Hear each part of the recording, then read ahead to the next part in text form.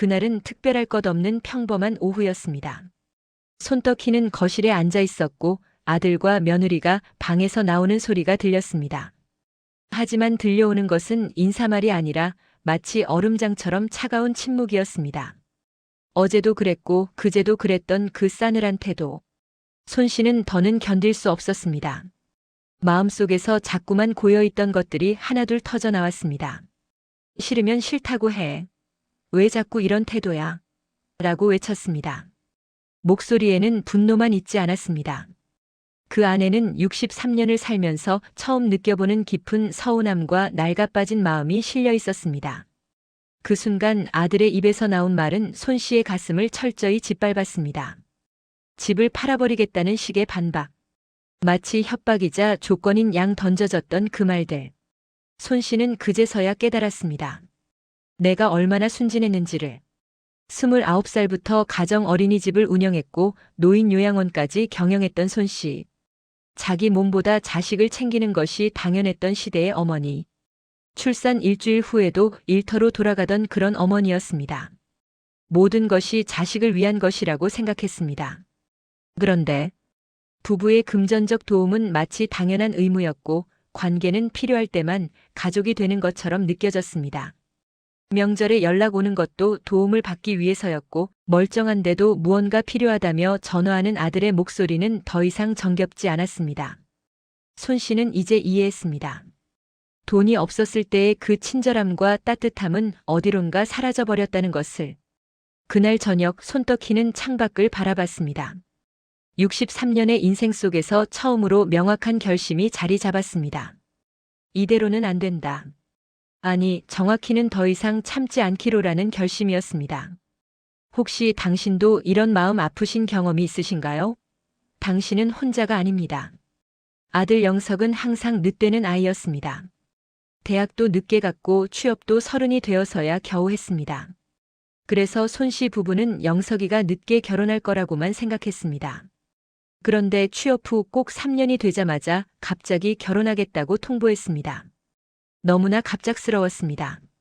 더 이상한 것은 그 3년간 아들이 연애 상대를 단 한 번도 부모에게 소개하지 않았다는 것입니다. 시대가 많이 달라졌다는 것은 알고 있었습니다.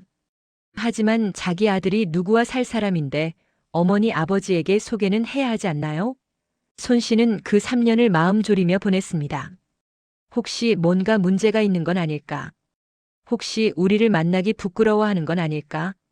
그런 생각들이 밤마다 자리 잡았습니다. 결혼식 당일 손 씨는 예식장 입구에서 신부를 처음 만났습니다.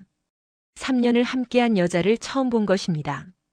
인사를 나누고 얼굴을 마주쳤을 때 손 씨는 여자의 눈에서 자신을 바라보는 무언가를 느꼈습니다.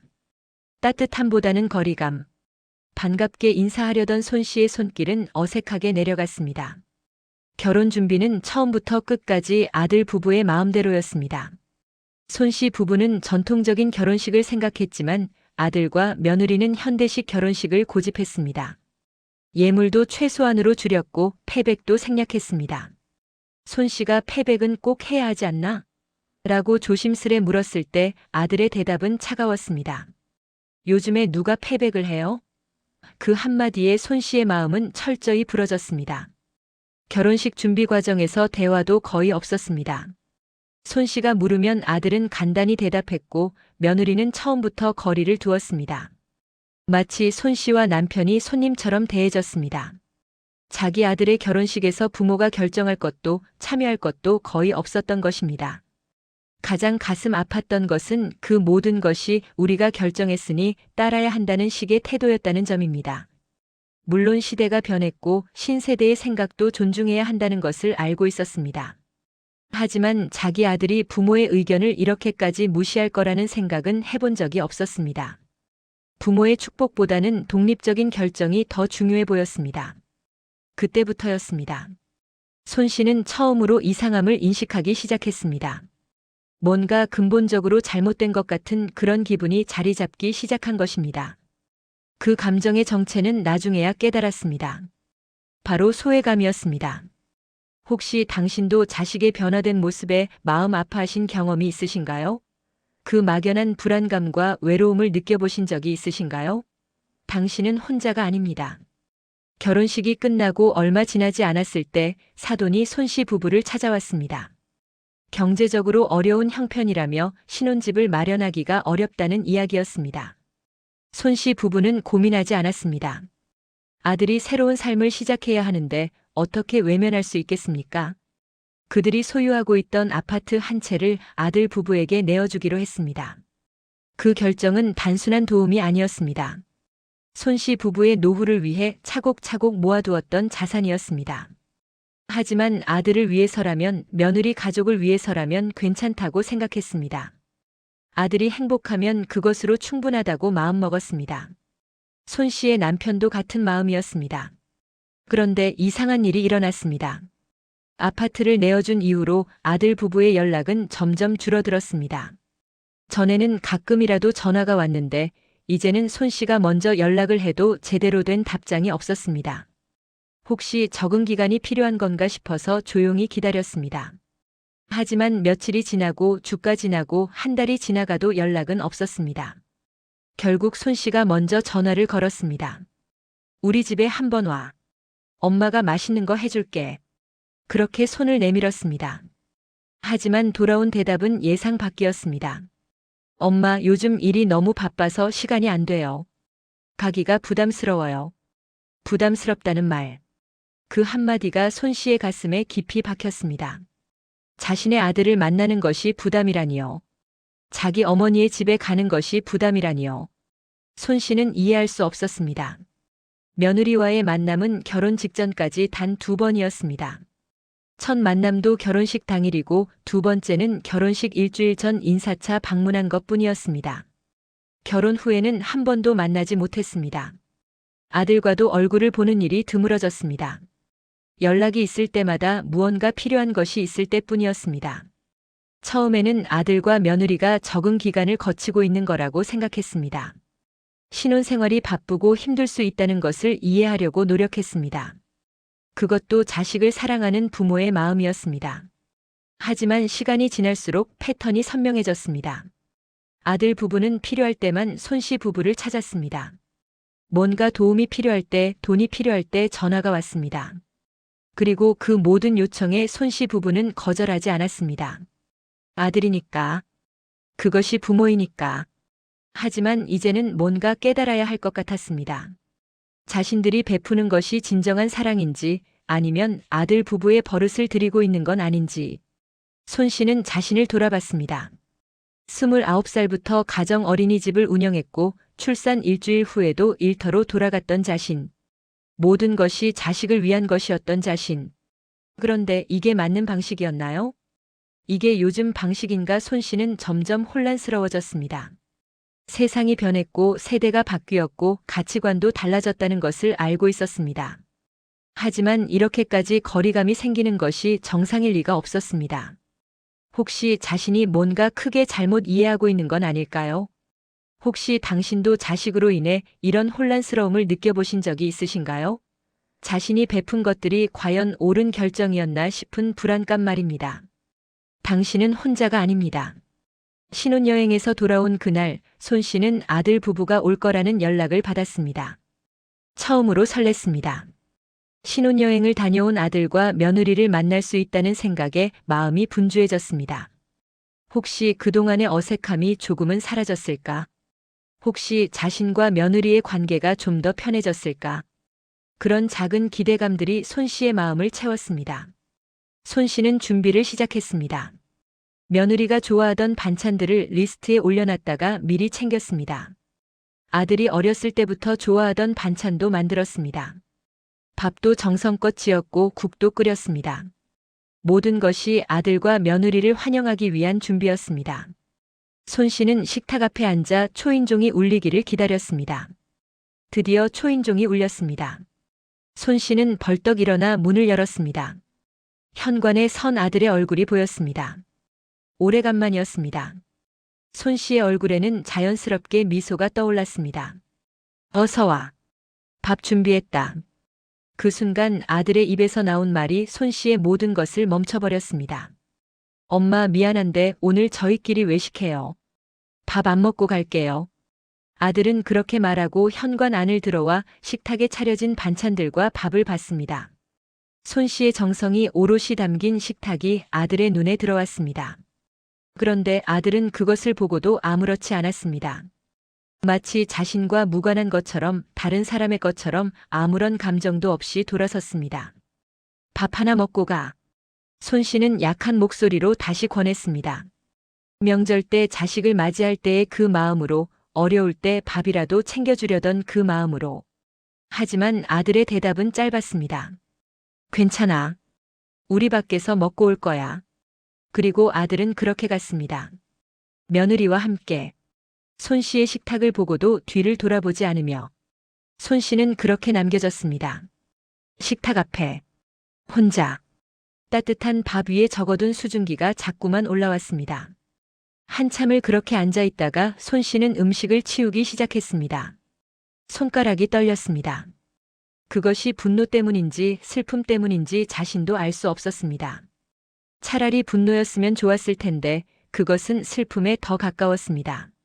왜 자신의 마음을 먼저 물어보지 않았나 하는 아쉬움, 다시는 이렇게 준비하지 말아야겠다는 결심, 그리고 자신의 수고가 이 정도밖에 안 되는 건가 하는 절망. 그날 저녁 손 씨는 조용히 한 가지 교훈을 얻었습니다. 그것은 너무나 쓸쓸한 배움이었습니다. 자식의 식사는 미리 물어보는 게 맞다. 단순한 문장처럼 들리지만 그 말 속에는 모든 것이 담겨 있었습니다. 더 이상 성의를 다해서는 안 된다는 뜻이었습니다. 아들 부부가 원하지 않는데 자신의 사랑을 강요해서는 안 된다는 뜻이었습니다. 그것이 바로 현대 가족의 방식이구나 하는 깨달음이었습니다. 하지만 그 교훈이 손 씨의 마음을 위로해 주지는 못했습니다. 오히려 더 깊은 외로움만 남겼습니다.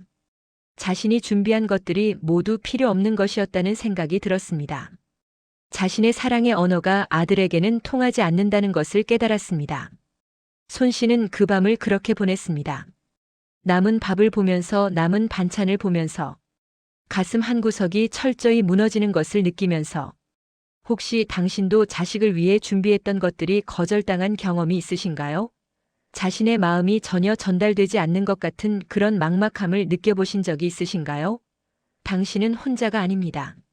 첫 명절이 다가왔을 때 손 씨는 설레었습니다. 명절은 한국 가정에서 가장 중요한 시간입니다. 온 가족이 모여 음식을 나누고 대화를 나누고 서로를 확인하는 시간입니다. 손 씨는 명절 음식을 준비하기 위해 미리 재료를 사갔습니다. 아들과 며느리가 올 거라고 생각했을 때 그 마음은 설렘과 기대로 가득했습니다. 혹시 이번 명절에는 며느리와 조금 더 가까워질 수 있을까? 혹시 함께 음식을 준비하면서 대화할 시간이 생길까? 손 씨는 그런 것들을 상상했습니다. 그렇게 명절 아침이 되었습니다. 아들 부부가 도착했습니다. 손 씨는 웃으며 맞이했습니다. 하지만 곧 이상함을 느꼈습니다. 며느리의 표정이 굳어 있었습니다. 마치 여기 와야 한다는 의무감만으로 온 것처럼 보였습니다. 어서 와. 밥 같이 먹자. 손 씨가 손을 내밀었습니다. 하지만 며느리는 현관에 신발을 벗자마자 바로 방으로 향했습니다. 그리고는 방문을 닫고 나오지 않았습니다. 손 씨는 처음에는 며느리가 피곤한 줄 알았습니다. 신혼생활이 바쁘고 지칠 수 있다고 생각했습니다. 그래서 시간을 주기로 했습니다. 하지만 시간이 지나도 며느리는 방에서 나오지 않았습니다. 명절 밥상을 차릴 때도 함께 차례를 지을 때도 나오지 않았습니다. 손 씨가 몇 번이나 문을 두드렸습니다. 밥 먹어야지. 나와. 하지만 돌아오는 것은 약한 목소리일 뿐이었습니다. 네, 나중에. 그 나중에는 오지 않았습니다. 결국 차례는 아들과 둘이서만 지었습니다. 명절 밥상도 빈자리가 생겼습니다. 손 씨의 남편은 아무 말도 하지 않았지만 그 침묵 속에는 많은 것들이 담겨 있었습니다. 며느리가 방에 틀어박혀 있는 동안 손 씨는 음식을 담으며 생각했습니다. 혹시 자신이 뭔가 잘못한 걸까? 혹시 며느리가 이 집에서 편하지 않은 걸까? 혹시 자신의 말투나 태도가 문제였을까? 부모의 입장에서는 항상 자신을 먼저 돌아봅니다. 자신의 잘못을 찾습니다. 왜냐하면 자식이 이렇게 될 수는 없다고 믿고 싶기 때문입니다. 명절 저녁 손 씨는 아들을 조용히 불렀습니다. 거실로 나온 아들의 얼굴을 보며 손 씨는 조심스럽게 말을 꺼냈습니다. 영서가, 며느리가 방에만 있는데 밥도 함께 먹고 대화도 나누면서 지낼 순 없나? 엄마랑 이야기 좀 하고 예의도 좀 지키고. 손 씨의 목소리는 작았습니다. 아들이 상처받을까봐, 며느리의 기분을 해칠까봐 조심스러운 목소리였습니다.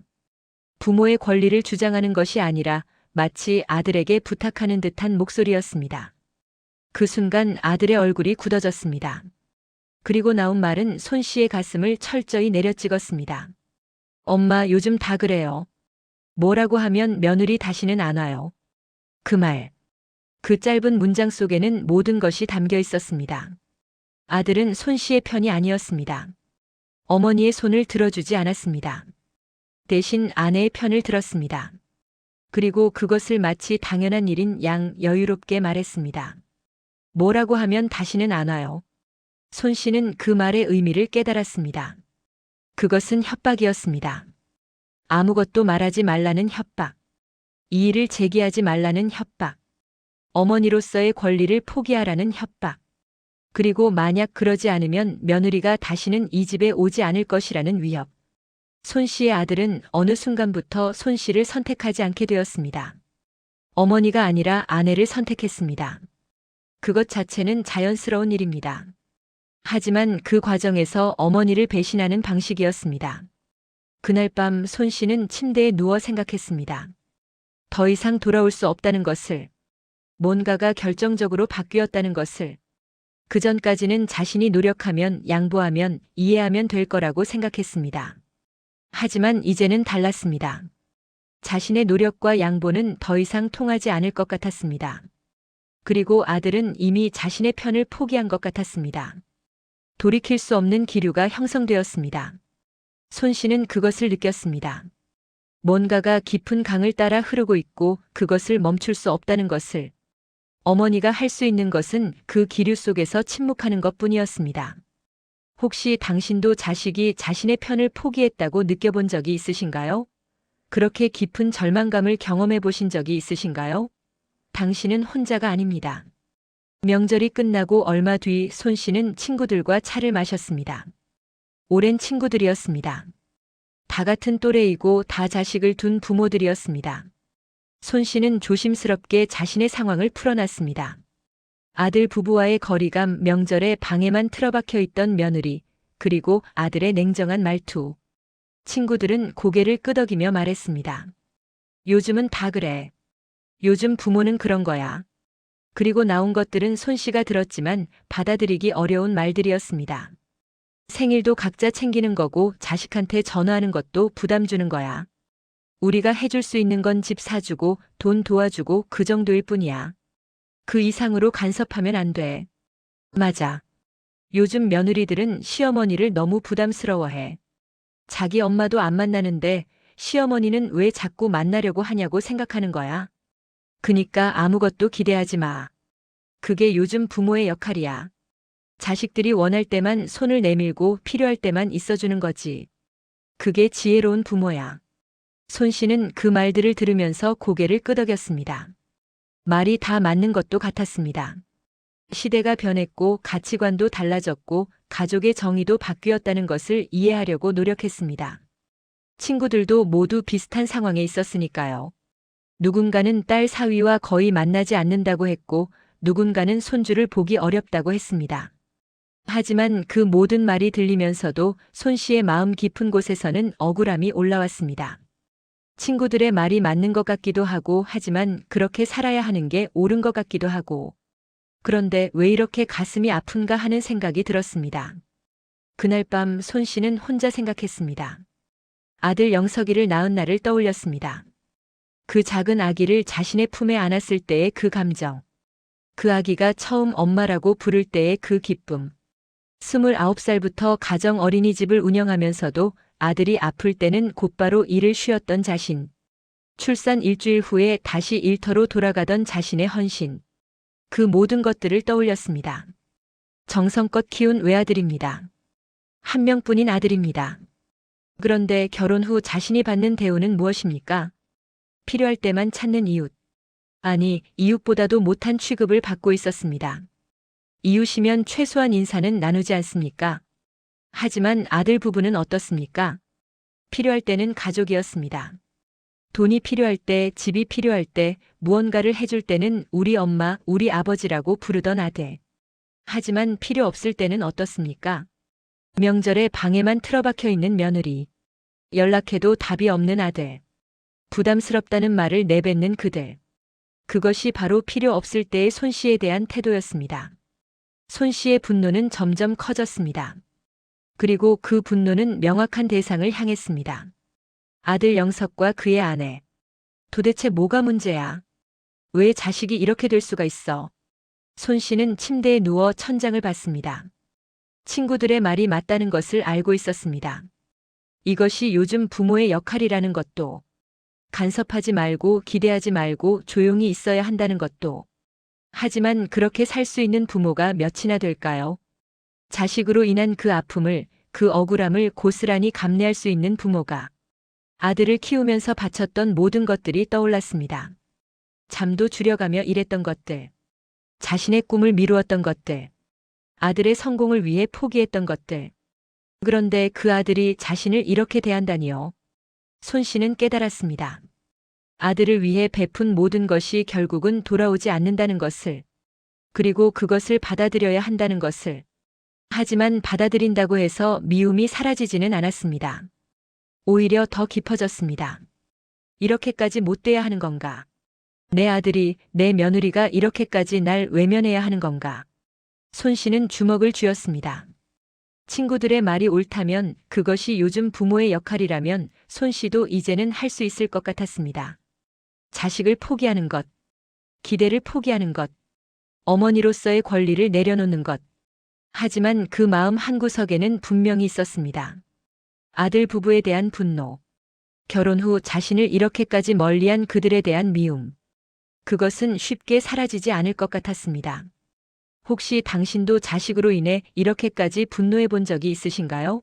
자신의 헌신이 무시당한다고 느껴본 적이 있으신가요?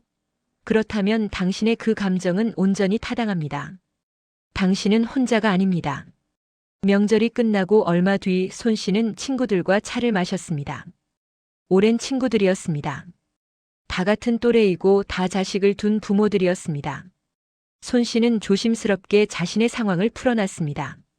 아들 부부와의 거리감, 명절에 방에만 틀어박혀 있던 며느리, 그리고 아들의 냉정한 말투. 친구들은 고개를 끄덕이며 말했습니다. 요즘은 다 그래. 요즘 부모는 그런 거야. 그리고 나온 것들은 손 씨가 들었지만 받아들이기 어려운 말들이었습니다. 생일도 각자 챙기는 거고 자식한테 전화하는 것도 부담 주는 거야. 우리가 해줄 수 있는 건 집 사주고 돈 도와주고 그 정도일 뿐이야. 그 이상으로 간섭하면 안 돼. 맞아. 요즘 며느리들은 시어머니를 너무 부담스러워해. 자기 엄마도 안 만나는데 시어머니는 왜 자꾸 만나려고 하냐고 생각하는 거야. 그니까 아무것도 기대하지 마. 그게 요즘 부모의 역할이야. 자식들이 원할 때만 손을 내밀고 필요할 때만 있어주는 거지. 그게 지혜로운 부모야. 손 씨는 그 말들을 들으면서 고개를 끄덕였습니다. 말이 다 맞는 것도 같았습니다. 시대가 변했고 가치관도 달라졌고 가족의 정의도 바뀌었다는 것을 이해하려고 노력했습니다. 친구들도 모두 비슷한 상황에 있었으니까요. 누군가는 딸 사위와 거의 만나지 않는다고 했고 누군가는 손주를 보기 어렵다고 했습니다. 하지만 그 모든 말이 들리면서도 손 씨의 마음 깊은 곳에서는 억울함이 올라왔습니다. 친구들의 말이 맞는 것 같기도 하고 하지만 그렇게 살아야 하는 게 옳은 것 같기도 하고 그런데 왜 이렇게 가슴이 아픈가 하는 생각이 들었습니다. 그날 밤 손 씨는 혼자 생각했습니다. 아들 영석이를 낳은 날을 떠올렸습니다. 그 작은 아기를 자신의 품에 안았을 때의 그 감정. 그 아기가 처음 엄마라고 부를 때의 그 기쁨. 29살부터 가정 어린이집을 운영하면서도 아들이 아플 때는 곧바로 일을 쉬었던 자신.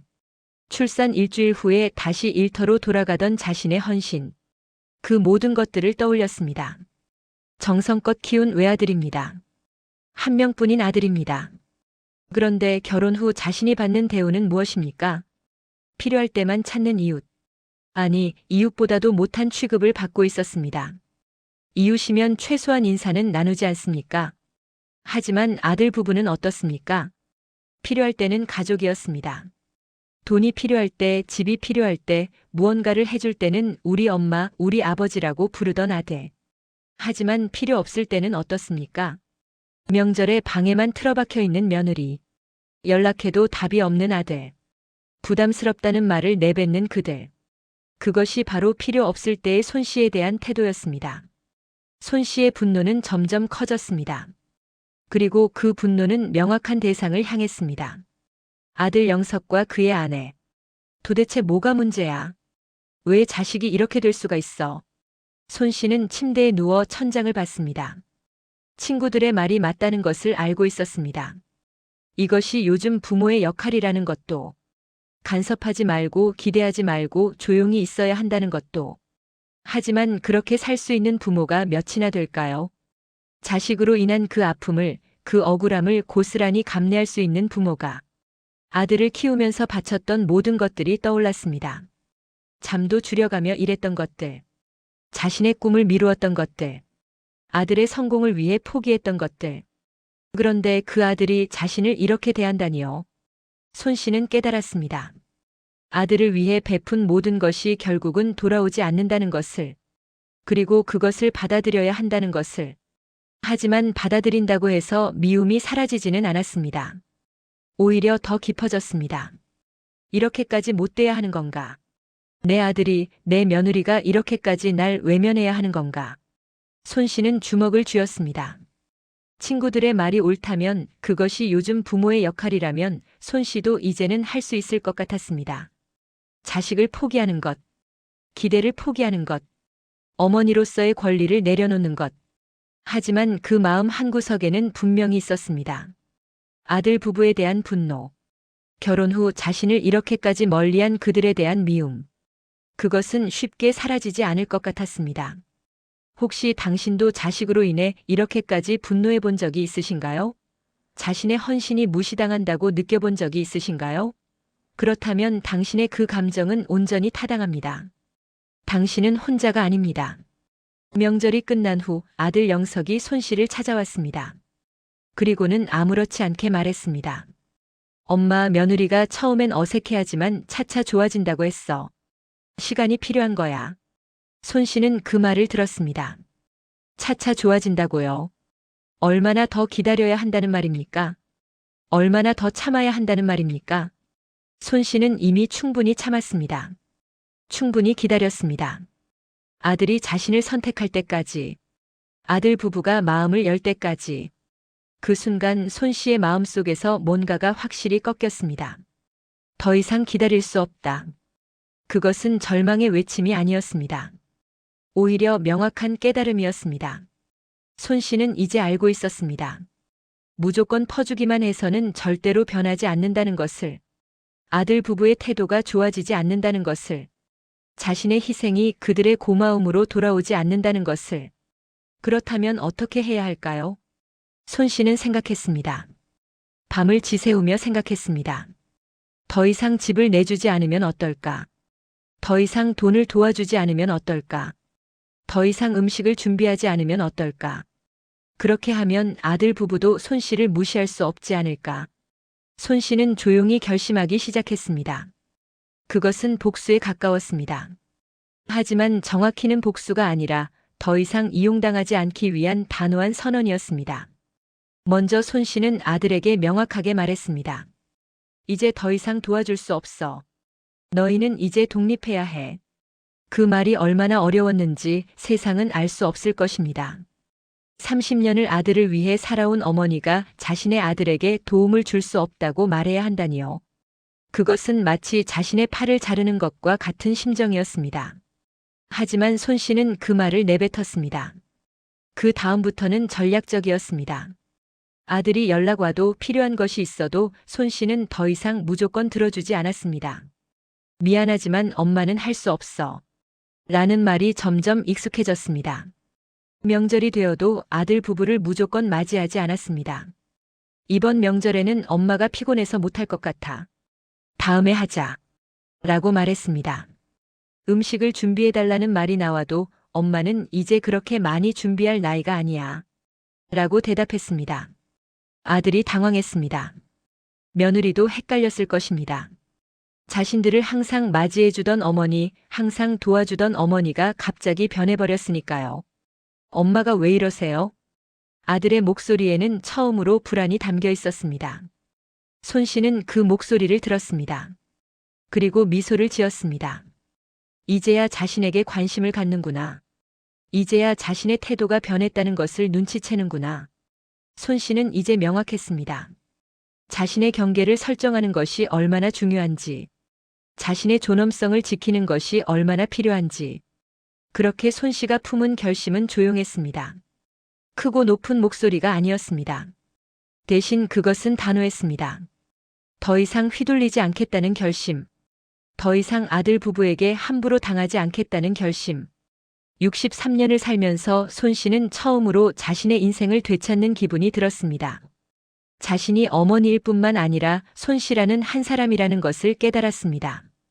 자신의 삶을 주도적으로 살 권리가 있다는 것을 깨달았습니다. 더는 미안해하지 않기로 했습니다. 더는 자책하지 않기로 했습니다. 더는 자신의 감정을 억누르지 않기로 했습니다. 아들은 차차 좋아진다고 했습니다. 하지만 손 씨는 더 이상 기다리지 않기로 결정했습니다. 차라리 변화를 만들겠다고. 자신이 먼저 변함으로써. 그날 저녁 손 씨는 거울 앞에 섰습니다. 자신의 얼굴을 봤습니다. 깊은 주름살들, 세월의 흔적들. 하지만 그 얼굴에는 처음으로 명확한 의지가 비쳐 있었습니다. 이제부터는 내 삶이야. 그렇게 손 씨는 조용히 외쳤습니다. 혹시 당신도 이렇게까지 자신의 경계를 설정해 본 적이 있으신가요? 자신의 존엄성을 지키기 위해 단호한 결정을 내려본 적이 있으신가요? 그 결정이 얼마나 힘들었는지, 얼마나 필요했는지를 아시는 분들이 많을 거예요. 당신은 혼자가 아닙니다. 오늘 손떡희의 이야기 어떠셨나요? 자식을 위해 모든 것을 내려놓았던 어머니. 그리고 그 어머니가 결국 깨달은 것은 자신을 먼저 사랑해야 한다는 것이었습니다. 자신의 존엄성을 지키는 것이 결코 이기주의가 아니라는 것을 말입니다. 혹시 당신도 이 이야기 속에서 자신의 모습을 발견하셨나요? 자식으로 인한 아픔, 그 막막함과 절망감 말입니다. 그렇다면 기억하세요. 당신은 절대 혼자가 아닙니다. 이 순간에도 누군가는 당신과 같은 마음으로 밤하늘을 바라보고 있습니다. 누군가는 당신과 같은 아픔으로 눈물을 흘리고 있습니다. 하지만 함께라면 우리는 조금 더 강해질 수 있습니다. 조금 더 현명해질 수 있습니다. 마음쉼터 라디오는 그런 당신의 이야기를 듣고 싶습니다. 당신의 경험을, 당신의 감정을, 당신의 성장을 지금 바로 구독해주세요. 마음쉼터와 함께하면 매주 새로운 이야기들이 당신의 마음을 안아줄 거예요. 가족 갈등, 자식과의 거리감, 나이 들므로 인한 외로움. 이 모든 것들에 대한 이야기들이 여기 있습니다.